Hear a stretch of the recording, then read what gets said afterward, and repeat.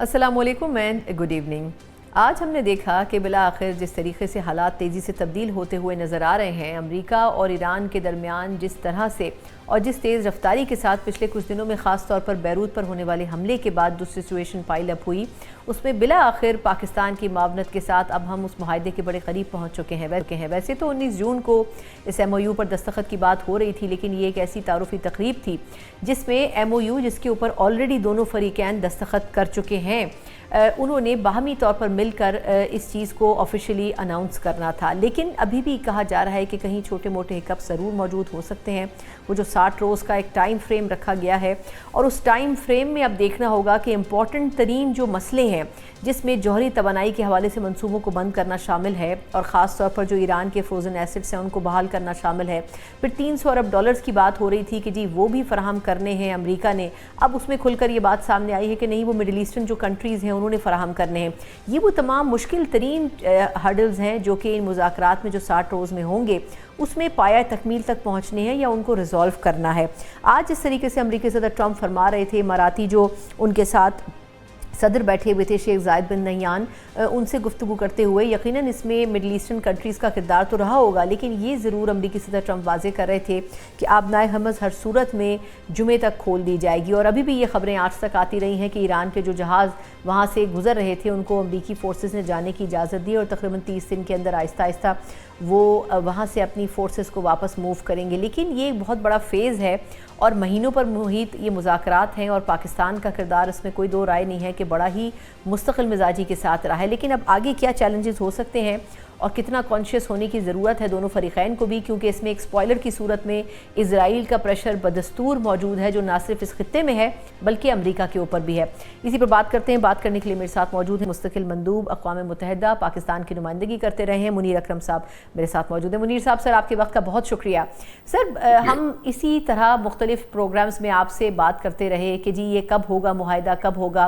Finally अब वो moment आने वाला है कि हम एक MOU पर जा रहे हैं जिस पे ऑलरेडी वैसे दोनों फरीकैन दस्तखत कर चुके हैं। आपके ख्याल में इंपॉर्टेंट कौन से इश्यूज़ हैं? कुछ मैंने भी जैसे अभी जिक्र किए, लेकिन आप क्या समझते हैं कि जो टफ टाइम देगा दोनों फरीकों को, वो कौन सी क्लॉजेज हो सकती हैं जिस पे कॉम्प्रोमाइज़ करना एक्चुअली स्टेट पॉलिसी से दूसरी तरफ जाने के मुतरादिफ समझा जाएगा, अमेरिका के लिए भी और ईरान के लिए भी?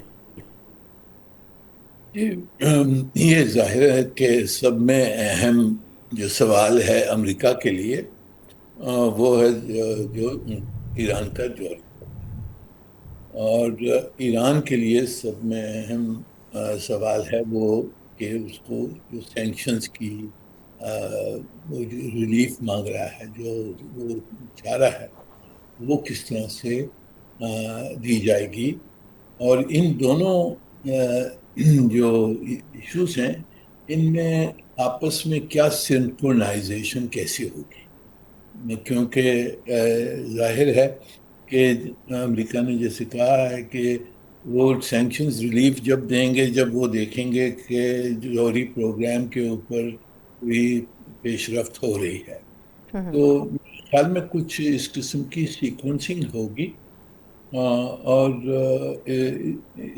ये भी बहुत अहम होगा कि ये दोनों इश्यूज के ऊपर, यानी मसले, दोनों दोनों इश्यूज के ऊपर मसले काफ़ी पेचीदा हैं जौहरी प्रोग्राम के लिए, सैंक्शंस के लिए। तो आप इनका ताल्लुक ताल्लुक क्या होगा और किस तरह से सीक्वेंसिंग होगी, वो भी एक अहम मसला होगा इन मुज़ाकरात में।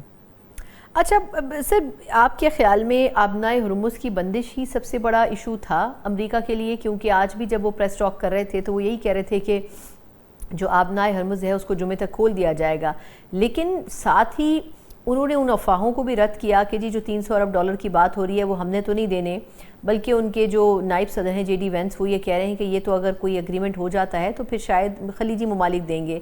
आपके ख्याल में इतनी ख़तीर रकम खलीजी ममालिक क्यों देना चाहेंगे? ये सही कहा आपने, ये मुश्किल सवाल है।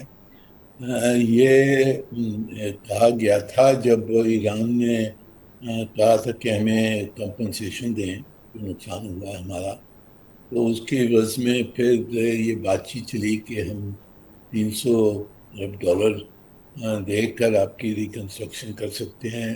ایران کے ساتھ تعلقات امریکہ بہت اچھی چاہتا ہے وغیرہ وغیرہ. پر میرے خیال میں ابھی جو موجودہ حالات ہیں اس میں امریکہ تو نہیں دے سکتا ہے اتنی بڑی رقم.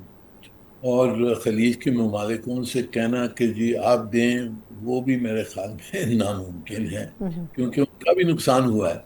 اور وہ تو کہہ رہے ہیں کہ جی ہم نے تو جنگ شروع نہیں کی، ہم نے تو نقصان ہی میں پایا، تو ہم اس میں کیوں پیسہ دیں. یہ مسئلہ آگے ہوگا میرے خیال میں. یہ اس وقت امیجیٹ مسئلہ نہیں. یہ جو امیجیٹ جو مسئلے ہیں وہ میرے نظر میں جوہری پروگرام ہے، سینکشن ریلیف ہے، ہرموز کس طرح سے کھولا جائے گا، اور اس کے پیچھے جو اسرائیل کی شیطانی ہے اس کو کیسے روکنا ہے، لیبنان میں اس کو کیسے روکیں گے. میرے خیال میں یہ باتیں ہیں جس کے اوپر توجہ دینے کی ضرورت. نہیں، لیکن آپ کے خیال میں اس میں پہلے بھی کئی ایسا مرتبہ لمحہ آیا جب لگا کہ جی معاہدہ ہو جائے گا ایک سے زائد مرتبہ. آپ کو کیا لگتا ہے کہ یہ جو قطر، سعودی عرب، ترکی یا اسپیشلی چائنا کا جو رول ہے، ان میں سے کس ملک نے امپورٹنٹ اور لاسٹ مومنٹ کے اوپر جو ہے وہ کروشل رول پلے کیا جس سے یہ اگریمنٹ اب ہم ہوتا ہوا دیکھ رہے ہیں؟ کیونکہ آبویسلی یہ تمام کے تمام ممالک اس میں آن بورڈ تو تھے، اور کچھ ایسے بھی ہیں شاید جن کا ہم ابھی ذکر نہیں کر رہے ہیں. جی دیکھیے، میرے خیال میں اس میں سب میں جو کنسٹرکٹیو رول تھا وہ پاکستان کا تھا، کیونکہ بہت ایسے موقع تھے جہاں یہ مذاکرات جو انڈائریکٹ بھی چل رہے تھے وہ وہ توڑنے پہ آ گئے تھے، وہ بریک ڈاؤن پر آ گئے تھے، اور اس میں پھر ہم نے سنبھالا. آپ نے دیکھا کہ ہمارے جو فیلڈ مارشل صاحب وہاں گئے، انٹیریئر منسٹر کو 2-3 مرتبہ وہاں بھیجا، وہ اسی لیے کہ بہت اختلاف ایسے ہو گئے تھے جس سے بریک ڈاؤن کا شروع تھا. ٹرمپ صاحب کہہ رہے تھے کہ میں حملہ کروں گا وغیرہ وغیرہ. تو وہ ایک تو ہمارا رول میرے خیال میں بہت اہم تھا. دوسرا، قطر نے بھی ایک امپورٹنٹ رول ادا کیا ہے میری نظر میں. ایران کو یہ اشور کرنا کہ آپ کو آپ کے پیسے ملیں گے، اس میں قطر کا رول بھی کافی اہم ہے، کیونکہ کچھ پیسہ سنا ہے کہ کچھ ایران کا پیسہ وہاں قطری بینکس میں پھنسا ہوا ہے. تو شاید امریکہ، کیونکہ اس وقت ٹرمپ صاحب نہیں چاہیں گے کہ بتائیں کہ ہم نے ان کو پیسہ دیا ہے ایران کو، تو میرے خیال میں وہ قطر یا کس اور کے تحت جو ان کے فروزن ایسٹس ہیں کچھ اس میں سے ریلیز کیا جائے گا، پر امریکہ کہہ سکے گا کہ میں نے نہیں دیا پیسہ. بالکل. اچھا، آپ کے خیال میں یہ جو کلاس چل رہی ہے کہ جی ایران کا جو جوہری پروگرام ہے اس کے حوالے سے کبھی بھی نیوکلیئر ڈیل یا نیوکلیئر ہتھیار نہ رکھنے کی جو شک ہے، اس پر آپ واقعی سمجھتے ہیں کہ ایران کمپرومائز کر لے گا؟ یعنی فروزن ایسٹس بحال کر دیں، آپ ہمیں تجارت ہماری کھول دیں، ہمارے اوپر جو پابندیاں لگی ہیں ان کو ختم کر دیں، ٹھیک ہے ہم نیوکلیئر ہتھیاروں پر نہیں جاتے اور ہرگز آئندہ کبھی بھی نہیں جائیں گے. پہلے کیونکہ اس کا ایک ٹائم فریم تھا 12 سال یا 20 سال، اب وہ کہہ رہے ہیں جی ہم آئندہ نہیں کریں گے. یہ کیا آپ کو لگتا ہے کہ ایران کے لیے فائدہ مند سودا ہوا ہے؟ جی دیکھیں، ایران نے تو پہلے سے کہا ہے کہ جی ہم نیوکلیئر ہتھیار نہیں بنائیں گے. میرے نظر میں ان کے پاس جو اس وقت کیپیبلٹی بھی پوری نہیں، کیونکہ پہلے تو نیوکلیئر مٹیریل کو 90% تک انرچ کرنا ہے. اب ان کو موقع نہیں ملے گا اس کو انرچ کرنے کے لیے، کیونکہ جو کچھ ان کے پاس مٹیریل جو 60% انرچ یورینیم وہ گڑا ہوا ہے، اس کو ڈھونڈنا ہوگا، اس کو نکال کے پھر انریچ کرنا ہوگا، وہ سب ظاہر ہو جائے گا تو پھر حملہ شروع ہو جائے گا. تو میرے خیال میں، اور دوسری طرف دیکھیں نیوکلیئر ویپن بنانے میں بہت ساری اور چیزیں ہوتی ہیں. اس کی ٹیسٹنگ ہوتی ہے، اس کو منیچرائز کرنا ہوتا ہے، اس کو جو نیوکلیئر وار ہیڈ ہیں اس کو شیپ کرنا پڑتا ہے، یہ سب کافی ٹائم لگتا ہے، اس میں ٹیسٹ کی ضرورت ہوتی ہے. یہ سب کچھ ان کے پاس فی الحال نہیں ہے. اور انہوں نے اوپر سے اگر آپ دیکھیں کہ انہوں نے ابھی دیکھ لیا ہے کہ جی ان کے پاس جو ڈیٹرنٹ کیپیبلٹی ہے وہ نیوکلیئر سے زیادہ تو ہرموز ہے. تو ان کے پاس یہ ایک ہتھیار تو آ گیا ہاتھ میں کہ جو بھی اگر ان کے اوپر حملہ ہوگا یا کوئی حملہ کرنے کی کوشش کرے گا تو وہ کہیں گے کل ہم نے ہرمز بند کر دینا، آپ کے کافی نقصان۔ تو نیوکلیر آپشن تو یہ ہے، ایران کا نیوکلیر آپشن تو ہرمز ہے۔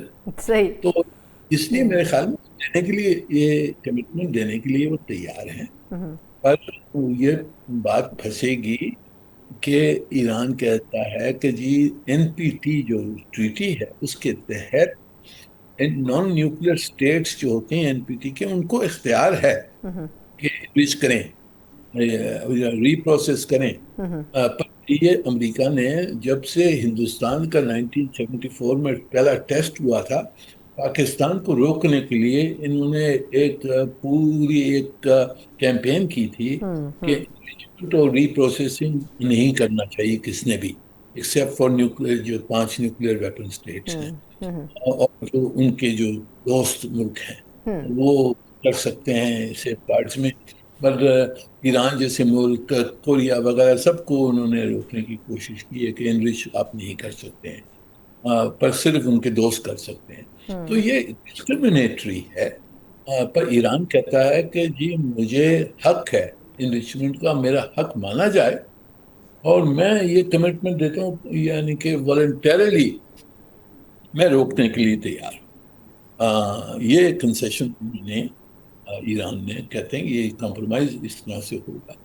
دوسرا مسئلہ ہے کہ انرچ یورینیم ایران کے پاس ابھی کوئی 440 کلو گرام کہتے ہیں، جو 60% انرچ کیا ہوا ہے انہوں نے، اور یہ کیا تھا جب وہ معاہدہ JCPOA ٹوٹ گیا تھا، اس کے بعد میں انہوں نے اپنی طرف سے اس کو انرچ آگے کیا۔ اب اور ان کے پاس کوئی 10 ٹن اور بھی لوور انرچ یورینیم پڑا ہوا ہے۔ اب اس کے ڈسپوزل کیا ہوگی، اس کے اوپر یعنی کہ ٹیکنیکل ایشوز بھی ہیں، یہ پہلے ریکور کرنا ہوگا۔ یہ گڑا ہوا ہے شاید فورٹ میں، اصفہان میں، پتہ نہیں کہ کون سی جو ان کی پلانٹس ہیں جس کو بم کیا تھا انہوں نے، اب وہ گڑا ہوا ہے، اس کو وہاں سے نکالنا ہوگا۔ وہ کیسے نکالا جائے گا؟ پھر اس کو کیا اس کا ڈسپوزل ہوگا؟ اس کو ایران سے باہر بھیج دیں گے جو جیسے امریکن چاہتے ہیں؟ ایران کہتا ہے میں اس کو ڈیلیوٹ کر سکتا ہوں، اس کو کم انریچمنٹ کے اوپر لے آ سکتے ہیں۔ تو اس پہ مذاکرات ہوں گی، نیگوسیشنز ہوں گی۔ اور تیسرا سوال یہ ہے کہ جو انسپیکشن جو ہے، دیکھیں انسپیکشنز پہ IAEA نے میری نظر میں بہت برا رول پلے کیا۔ انہوں نے جو رپورٹ اختیار کی تھی پچھلے سال کہ جی Iran is not in compliance with all its obligation, اس کی وجہ سے پھر 3 جو یورپین رہ گئے تھے JCPOA کے، انہوں نے سنیپ بیک سینکشن لگائی، اور جسٹیفیکیشن یہ مل گئی کہ اسرائیل کو اور امریکہ کو ان پہ حملہ کرنے کے لیے اس لاسٹ جون پہ۔ تو یہ IAEA کا رول بھی کوئی صحیح نہیں رہا ہے ایرانی نظر میں۔ تو وہ مانیں گے یا نہ مانیں گے IAEA کو؟ اگر وہ IAEA کو نہیں مانتے ہیں تو پھر انسپیکشن کون کرے گا؟ تو یہ بھی ایک مسئلہ ہوگا ان مذاکرات۔ اور یہ بھی ہے سر کہ IAEA کے نمائندے کچھ وقت پہلے بھی جب ایران گئے تو وہاں پر تو وہ چیز موجود ہی نہیں تھی جس کی بنا پر یہ کہا جا رہا تھا کہ ایران جوہری ہتھیاروں پر کام کر رہا ہے۔ بٹ تھینک یو سو مچ، کیونکہ یقیناً یہی وہ افواہیں تھیں جن کو بیس بنا کر حملہ کرنے کی کوشش کی گئی۔ منیر اکرم صاحب ہمارے ساتھ سابق مندوب اقوام متحدہ موجود تھے، اور اوبویسلی پاکستان کا جو رول ہے اس میں تو کوئی دو رائے نہیں ہے کہ بات ہو رہی ہے کہ ہمارے فیلڈ مارشل عاصم منیر صاحب ہوں، prime minister of Pakistan Shehbaz Sharif صاحب ہوں، انہوں نے جو کردار ادا کیا ہے یقیناً پورے خطے اور پوری دنیا کو ایک تیسری عالمی جنگ سے بچانے کی جو کوشش ہے وہ بالآخر کامیاب ہوئی ہے۔ لیکن اس میں بڑا گورنمنٹ کو بھی اور ان سٹیک ہولڈرز کو بھی یقیناً یہ ذہن میں رکھنا ہوگا کہ اس کو کسی بھی موڑ کے اوپر ڈی ریل نہیں ہونے دینا چاہیے۔ ایک مختصر وقفے کے بعد ہم بات کرنے جا رہے ہیں کہ حکومت نے بجٹ تو پیش کر دیا، لیکن اب یہ خبریں آ رہی ہیں کہ پاکستان پیپلز پارٹی اس بجٹ کے اوپر خوش نہیں ہے، کیونکہ جو اعتماد میں لینے کی کوشش ہوئی تھی اس میں کہیں نہ کہیں ان کے ساتھ بھی دھوکہ دہی ہوئی ہے۔ کس حد تک گورنمنٹ کے لیے اس چیلنج کو فیس کرنا آسان ہو سکتا ہے، اس پہ بات کرتے ہیں بریک کے بعد۔ Welcome back. ایک طرف ہم دیکھ رہے ہیں کہ امریکہ اور ایران کی ڈیل میں پاکستان کا کلیدی کردار، پوری دنیا میں پاکستان کی تعریفیں، لیکن پاکستان کا رخ کریں تو وہاں پر پاکستان کے آمنے سامنے جو موجود ہیں سیاسی جماعتیں، وہ اس وقت پاکستان کی حکومت से यानी सरकार से नाराज़ नज़र आती हैं। कल भी हमने प्रोग्राम में जिस तरह पाकिस्तान तहरीक इंसाफ के गिले शिकवे शेयर किए कि वो ये बात करते हैं कि हुकूमत का हमने मुश्किल वक्त में साथ दिया जब इस्लामाबाद डायलॉग हो रहा था, और उसके बाद हमारे से बातचीत नहीं की गई, मुज़ाकरात की बात नहीं की गई। और आज हम देख रहे हैं कि पाकिस्तान पीपल्स पार्टी की ये शिकायत है कि बजट तो पेश हो गया, लेकिन बजट के हवाले से जो डिस्कशंस उनके साथ किए गए थे उससे थोड़ा सा मुख्तलिफ बजट एक्चुअली पेश हुआ है। और आज इसाक डार साहब भी मिले हैं, बिलावल भुट्टो साहब ने, उन्होंने आज एहतजाजन स्पीच भी नहीं की। तो अब देखना यह है कि आया किस तरह ये कंसेंसस होगा। एक तरफ मुस्तफ़ा कमाल साहब पार्लियामेंट में स्पीच करते हुए ये कह रहे थे कि इस सिस्टम में रहते हुए जो तरीक़ाकार है गवर्नेंस का, कुछ भी इम्प्रूव नहीं हो सकता, फरिश्ते भी इसको तब्दील नहीं कर सकते। तो उनका बुनियादी तौर पर इशारा उसी बल्दियाती सिस्टम की तरफ था जो कि रूट कॉज वो समझते हैं मसाइल की, जिसमें तब्दीलियों की ज़रूरत है। और ऑब्वियसली अगर यही मामला आगे चले तो फिर ये 28वीं तरमीम तक जाएगा। ये वो तमाम चैलेंजेस हैं जिसके ऊपर अभी बहुत कुछ करना बाकी है गवर्नमेंट के लिए। इन तमाम चीज़ों पर बात करेंगे। बात करने के लिए मेरे साथ हैं ज़रा मनसब अली साहिबा, जो कि मुस्लिम लीग नून की रहनुमा तो हैं, लेकिन साथ ही वज़ीर मुमलिकत बराए मौसमियाती तब्दीली भी हैं। डॉक्टर साहब बहुत शुक्रिया, बड़े अरसे बाद आप प्रोग्राम ज्वाइन कर रही हैं। अच्छा, एजेंडा हमारा थोड़ा सा लंबा है तो मैं क्विकली चाहूँगी हम सारी चीज़ों को टच कर लें। मैम, पहले ये जो पीपल्स पार्टी की रिजर्वेशन है बजट पर, इसमें बड़ी एक ग्रैंड मीटिंग हुई थी पीपल्स पार्टी और नून लीग की, और ऐसा लग रहा था कि कोई अंडरस्टैंडिंग हो गई है। अब इस वक्त आप क्या समझती हैं कि क्या रिजर्वेशन है जिसकी वजह से बिलावल साहब स्पीच भी नहीं कर रहे हैं और आज डार साहब को भी उनसे मिलना पड़ा? जी, बहुत शुक्रिया आपने प्रोग्राम में बुलाने का। देखिए, पहली बात तो ये कि जैसे आपने कहा कि इस चीज के ऊपर काफी मुज़ाकरात हुए, जिस की वजह से बजट थोड़ा सा डिले भी हुआ, और काफी चीजें जो है उनके ऊपर हमारी हमेशा ही ख्वाहिश होती है कि अपनी जो हमारी इत्तेहादी जमातें उनके साथ हम कंसेंसस के साथ इस किस्म की कोई भी चीज करें। बजट स्पेशली जब पेश करना होता है तो उसके लिए भी हमें पीपल्स पार्टी के साथ मिलकर उसको पास कराना। तो मुज़ाकरात बिल्कुल हुए, और अगर आप ओवरऑल बजट को देखें तो आप देखें कि बहुत पॉजिटिव रिस्पांस मिला है। चाहे वो बिजनेस कम्युनिटी हो, चाहे वो तनख्वाहदार तबका हो, चाहे वो इन्वेस्टर हो, तमाम की तरफ से एक पॉजिटिव रिस्पांस आया है। और अभी स्टेट बैंक ने भी अपना जो है पॉलिसी रेट भी नहीं किया, चेंज किया, वो 11.5% रहा है, जिससे कि कॉन्फिडेंस, इन्वेस्टर कॉन्फिडेंस भी बढ़ा है। स्टॉक एक्सचेंज भी में भी बेहतरी बहुत नजर आई। तो ओवरऑल एक पॉजिटिव बजट है। बिलावल भुट्टो साहब की अगर मजीद कोई है तहफ़्फ़ुज़ात, तो बिल्कुल इसहाक डार साहब की आज उनसे मुलाकात हुई है, और मुझे उम्मीद है कि वो तहफ़्फ़ुज़ात भी दूर हो गए होंगे। और मेरा नहीं ख्याल कि वो कोई ऐसी बड़ा इशू होगा या कोई ऐसा इशू होगा जो कि हल नहीं हो सकता, या जिसके ऊपर के वो ज्यादा प्रोलॉन्ग हो जाएगा, जिसमें मसला ज्यादा हो जाएगा।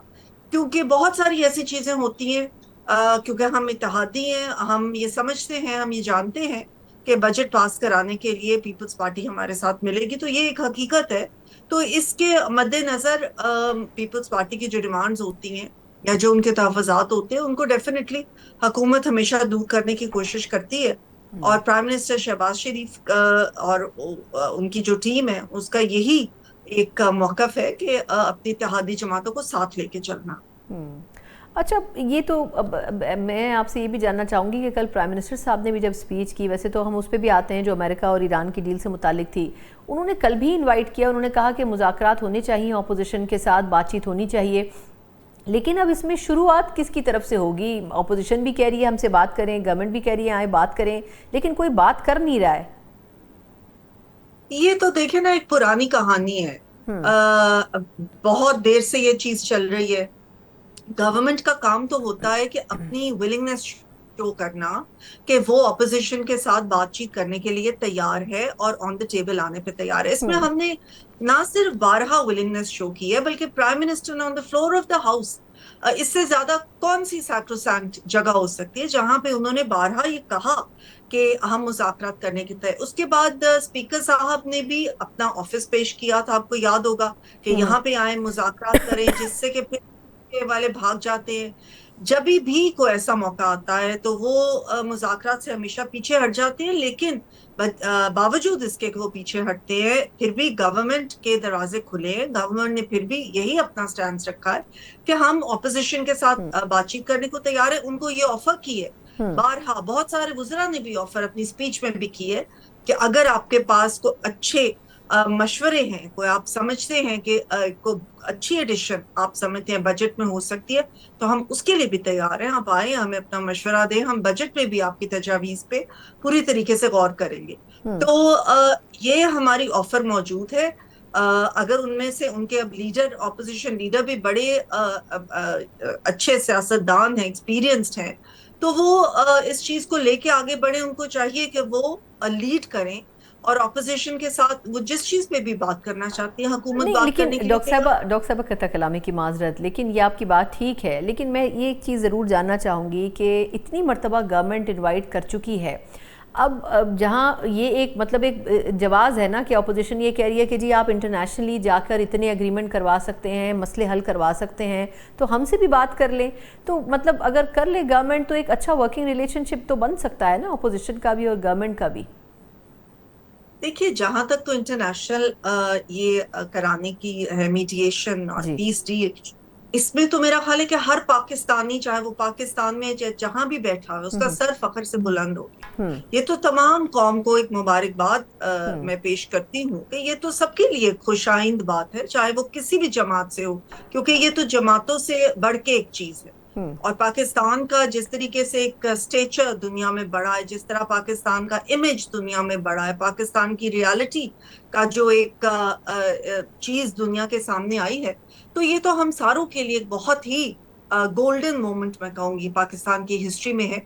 اگر اس کے ساتھ تو میں نہیں سمجھتی کہ ان کو اپنا جو ہے کمپیرزن کوئی بنتا ہے، کیونکہ ان کو تو ہمیشہ ہر پوائنٹ پہ ہر موڑ پہ یہ آفر کی گئی کہ آپ آئیں اور بات کریں. اب اگر وہ بات چیت کا آغاز ہی اس چیز سے کرتے ہیں کہ ایک ایسا قیدی جو کہ ڈیو پروسیس میں سے گزر رہا ہے جسٹس کے، اس کو آپ ساری لا ساری کانسٹیٹیوشن کو سائڈ پہ رکھتے ہیں اور اس کو رہا کرتے، تو یہ پاسبلٹی نہیں ہے. ایسی شرائط کی وجہ سے بار بار مذاکرات جو ہیں وہ سٹال ہو جاتے ہیں، انڈرمائن ہو جاتے ہیں.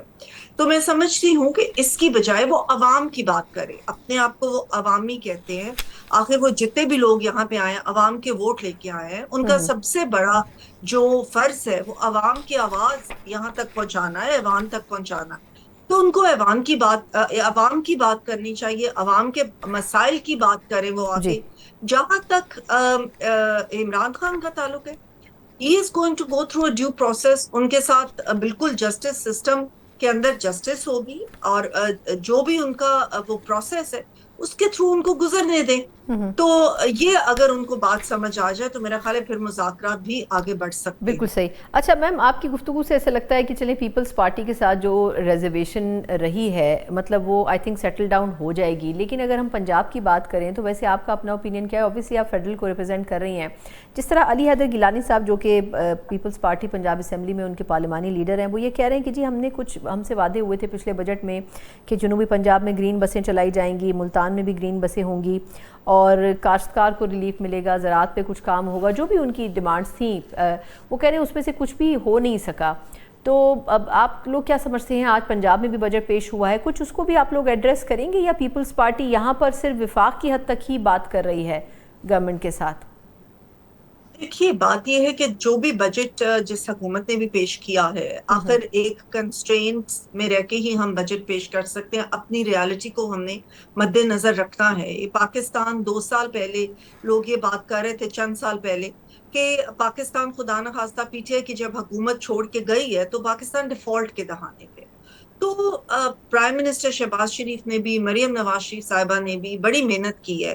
پرائم منسٹر شہباز شریف اور ان کی ٹیم نے پاکستان میں سب سے پہلا کام یہ تھا کہ ایک سٹیبلٹی لائی جائے معیشت کے اندر، اور وہ سٹیبلٹی آ گئی ہے، میکرو اکنامک سٹیبلٹی آ گئی ہے. اب ہم گروتھ کی طرف جا رہے ہیں، لیکن آخر ہم ایک ڈیولپنگ کنٹری ہیں، اس کے کئی ہمارے ایسی ہمارے اوپر کنسٹرینٹس ہیں، ایسی ڈیمانڈز ہیں. مثلاً کہ جس طرح انڈیا نے پچھلے سال ہم پہ حملہ کر دیا، اور اس کے حملے کو ہم نے الحمدللہ اس کے دان کھٹے کر کے اس کو میدان سے بھگایا، اور پوری دنیا میں پاکستان کا سر فخر سے بلند ہوا. لیکن آن دی ادر ہینڈ انہوں نے اس کے بعد اپنے ڈیفینس کے اوپر، اس سے پہلے بھی وہ ان کا بجٹ اتنا بڑا تھا. ظاہر ہے وہ ایک ہم سے بڑا ملک ہے، اس کی معیشت ہم سے بڑی ہے، لیکن ہم نے بھی ایسے ایک دشمن کا مقابلہ کرنے کے لیے اپنے ڈیفینس کے اوپر بھی اسپینڈ تو آخر کرنا ہے. दूसरा ये कि हमारे ऊपर जो कर्जों का बोझ है वो भी हमने उतारना है। बिल्कुल ठीक, थैंक यू सो मच। क्योंकि आज जो बजट साहिबा ने पंजाब का पेश किया है उसमें तरक्याती बजट में भी उन्होंने काफ़ी कटौती की है और ये किसी हद तक दुरुस्त बात फरमा रही हैं। डॉक्टर शिजरा मनसब अली साहिबा वज़ीर मुमलिकत बराए मौसमियाती तब्दीली हमारे साथ थी।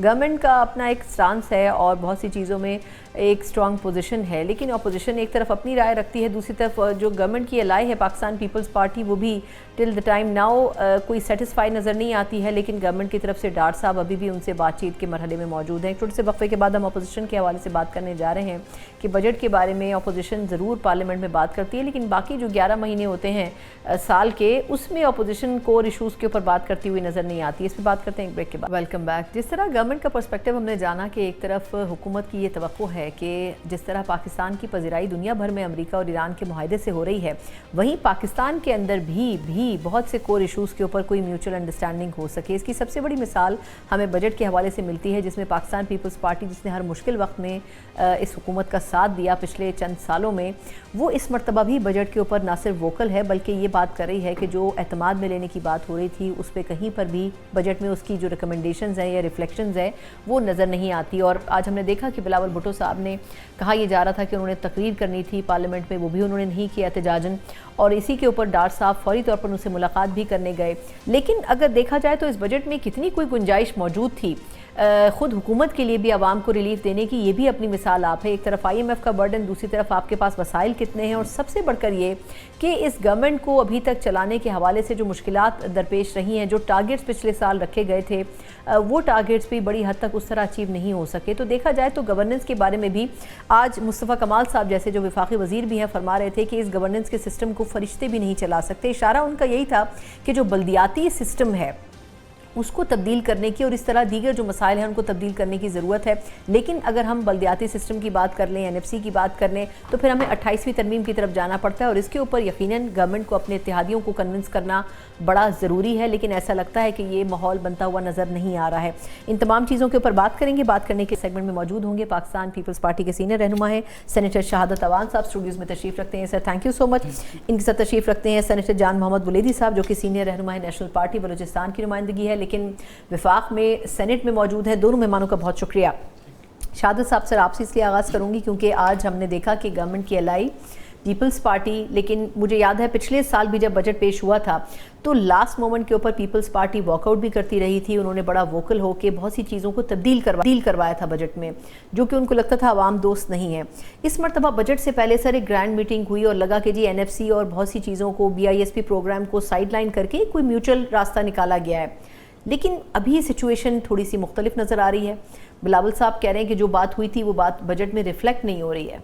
देखें ऐसा नहीं है, ये इस गवर्नमेंट के साथ ये तीसरा बजट है। उससे पहले PDM में हम इनके साथ हुकूमत में रहे, अब हम इनके इत्तेहादी हैं। तो जब इनको हमने सपोर्ट किया था PMLN को, तो हमारी अंडरस्टैंडिंग ये थी कि एक तो जो गवर्नमेंट पॉलिसीज़ होंगी उसमें आप हमें ऑन बोर्ड लेंगे, और उसके अलावा जो आवाम के लिए और अवामी तरक्याती जो जितने भी आपके प्रोग्राम्स होंगे उसमें आप हमें शामिल करेंगे।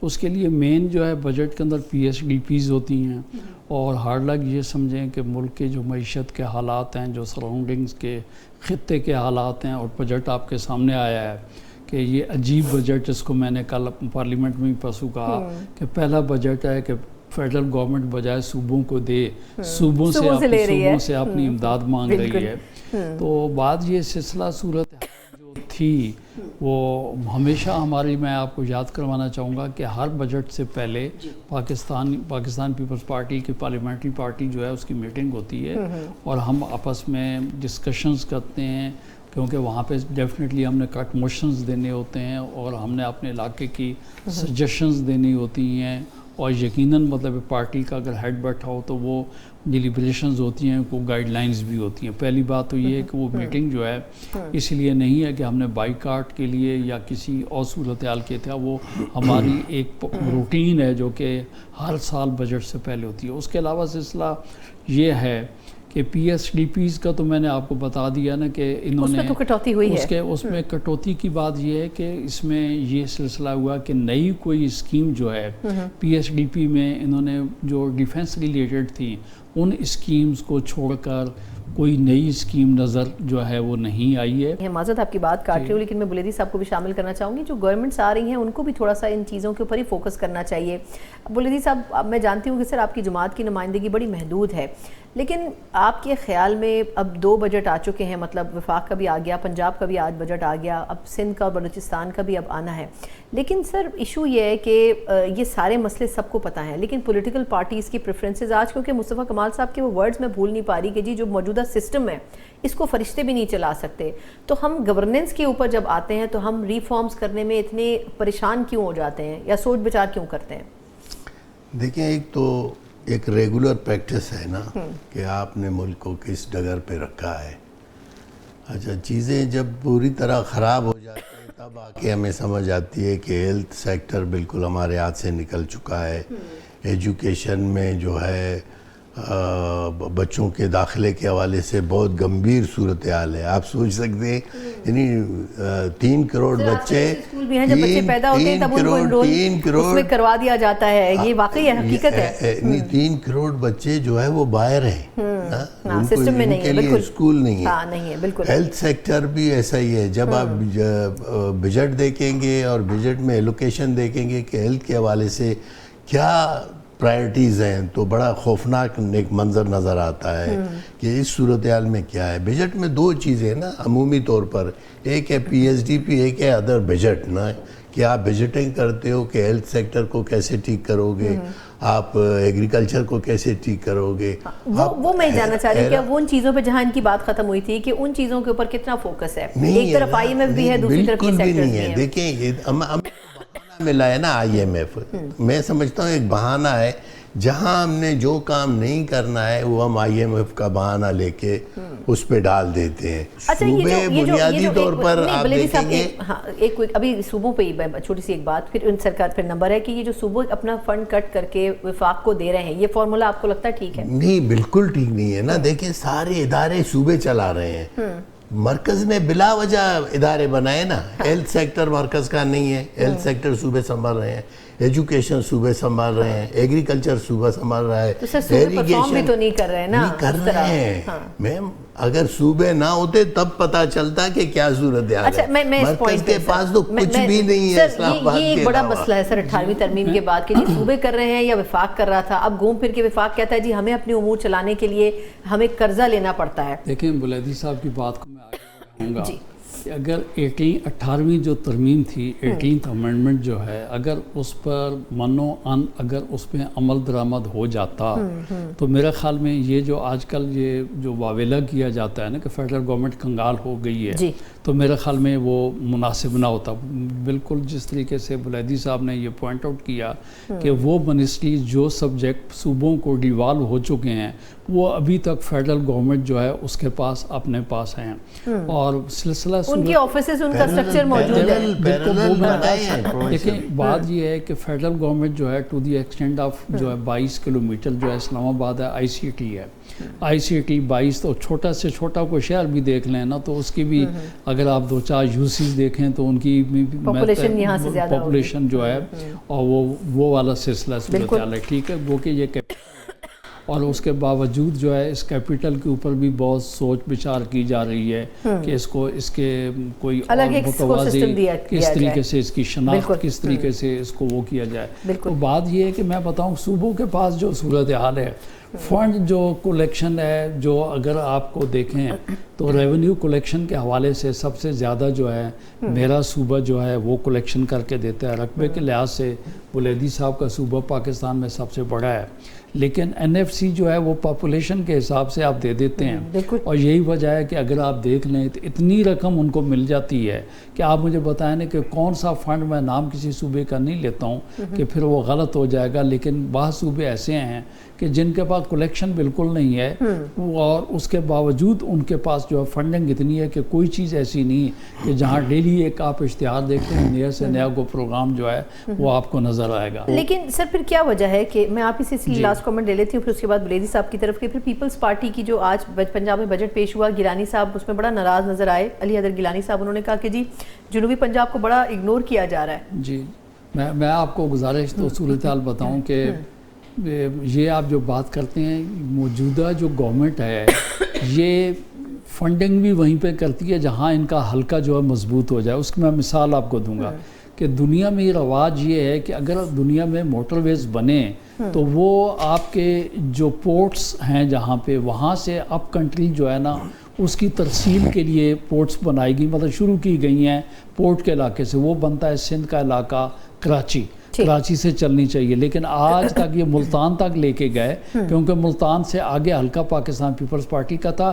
یہی وجہ ہے میرا سکر سے حیدرآباد, حیدرآباد سے کراچی اور آگے پھر بلیدی صاحب کا علاقہ ہے, وہ آج تک جو ہے آج بھی پلاننگ میں منظور کاکڑ صاحب شور کر رہے تھے کہ میرے علاقے میں نہیں ہو پا رہا. تو بات یہ ہے کہ انہیں پتہ ہے کہ جنوبی پنجاب میں پیپلز پارٹی کی کچھ سے ہے کہ وہ لوگ اپنی ایک سوچ جو رکھتے ہیں. تو یہ جو ہے عموماً لوگوں کا گلہ شکوہ یہ ہے کہ ترقیاتی پروگرام جو ہیں عموماً جو ہے لاہور, گجرانوالہ, سیالکوٹ جو ہے وہاں تک. جی بالکل ٹھیک. اچھا بلیدی صاحب, سر یہ تو اس میں کوئی دو رائے نہیں ہے کہ بلوچستان اراضی کے لحاظ سے ضرور بڑا ہے لیکن وسائل کا بڑا مسئلہ ہے. لیکن آپ کے خیال میں اس وقت وفاق کی جو دو ڈیمانڈز ہیں, اوبویسلی اب کچھ کہا جا رہا ہے کہ جی آگے چل کر ایک نئی 28ویں ترمیم پہ بھی کام ہو رہا ہے اور اس میں ان تمام امپورٹنٹ چیزوں کو انکارپوریٹ کرنے کی کوشش ہو رہی ہے.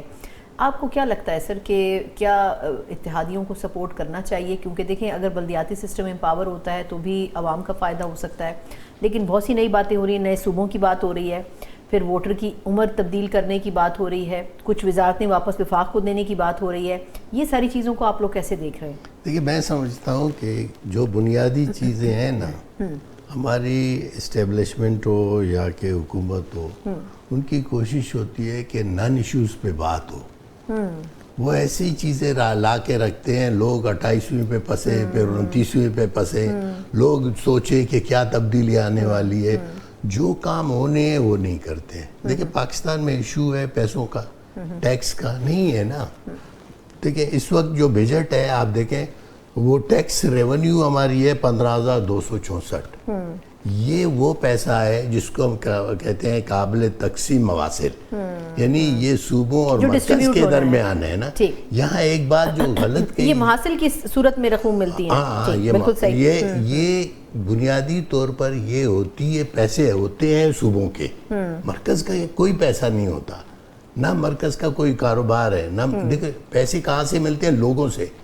لوگ صوبوں میں بستے ہیں, لوگ صوبے میں کام کر رہے ہیں, بنیادی طور پر یہ پیسے صوبوں کے. ایک یہ جب یہ تقسیم کرتے ہیں نا, کہتے ہیں NFC کی تقسیم مرکز صوبوں کو دے رہا ہے, ایسا نہیں ہے. بلکہ آپ پاکستان بننے سے پہلے یہ صورتحال تھی کہ صوبے 80% اٹھاتے تھے اور 20% مرکز اٹھاتے تھے. اچھا اب کی صورتحال یہ ہے کہ آدھے سے زیادہ جو ہے وہ مرکز اٹھا لیتا ہے, اور اس کے علاوہ دیکھیں اور ایک ہے جس کو کہتے ہیں نان ٹیکس ریونیو, جو 5,336 بلین ہے. یعنی وہ حالانکہ وہ بھی ٹیکس ہے, نان ٹیکس ہو نہیں سکتا نا. آپ ایک بتائیں کہ کسی حکومت کی آمدنی ہے وہ بغیر ٹیکس کے ہے, تو وہ کیسے ہوگا؟ یا کوئی ایسا کاروبار کر رہا ہوگا کہ اس کو یہ نان ٹیکس ہے. ایک چیز یہ, ہم آئین کے تھرو ملک کو چلانا نہیں چاہتے. NFC ڈیو ہے, آپ کریں NFC. اچھا ویسے شادی صاحب سر وقت ختم ہو چکا ہے, کوئی کامنٹ سر کیا پیپلز پارٹی کی جو ریزرویشن ہے آپ کو لگتا ہے اگلے کچھ دنوں میں یہ ہو جائے گی؟ کیونکہ in any case Peoples Party کو آن بورڈ تو رکھنا ہے گورنمنٹ نے.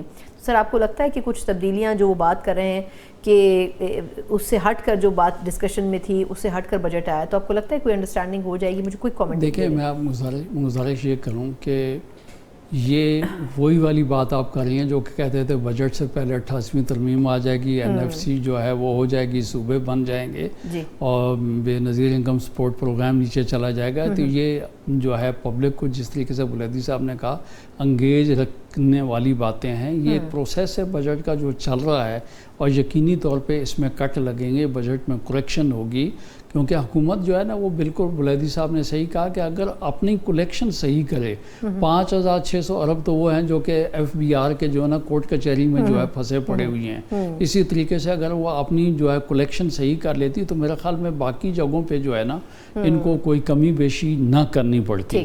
بجٹ یقینی طور پہ بجٹ پاس ہو جائے گا, اور جو لوگوں کے اندیشے اور وسوسے ہیں کہ شاید جو ہے GB کی وجہ سے بجٹ ڈیلے ہو رہا, بجٹ ایسا صورتحال نہیں. بجٹ جو ہے GB میں تو آپ لوگ گورنمنٹ بنا رہے ہیں نا, ویسے وہی بتا چلتے چلتے مجھے ویسے ہی بتا دیں. میں وہی بتا رہا ہوں, میں نے آپ کو بتا دیے. دیکھیں بات یہ ہے کہ گورنمنٹ کے پاس بجٹ کے لیے 14 ڈیز ہیں، اور بلیدی صاحب کو ہماری جو سینٹ ہے وہ انشاءاللہ 19 کو پروروگ ہو جائے گی، جب تک جو ہے ہم اپنی ریکمنڈیشن دے دیں گے، اور نیشنل اسمبلی کے پاس 14 ڈیز جو ہیں 26 کو جا کے کمپلیٹ ہو جائیں گے 27ویں محرم سے پہلے۔ بالکل ٹھیک، تو انشاءاللہ تعالیٰ پاکستان بالکل اچھی خبریں آئیں گی، اچھی خبریں آ رہی ہیں، انڈرسٹینڈنگ کے ساتھ دونوں پارٹیاں کسی جگہ پر آ کر مطمئن ہو جائیں گی۔ تھینک یو سو مچ ہمارے ساتھ سینیٹر شہادت اوان صاحب، جان محمد بلیدی صاحب، بہت ہی انٹرسٹنگ اور لائٹ وے میں گورنمنٹ کی پلس پی اور مائنس دونوں ہی ہم نے ڈسکس کیے ہیں۔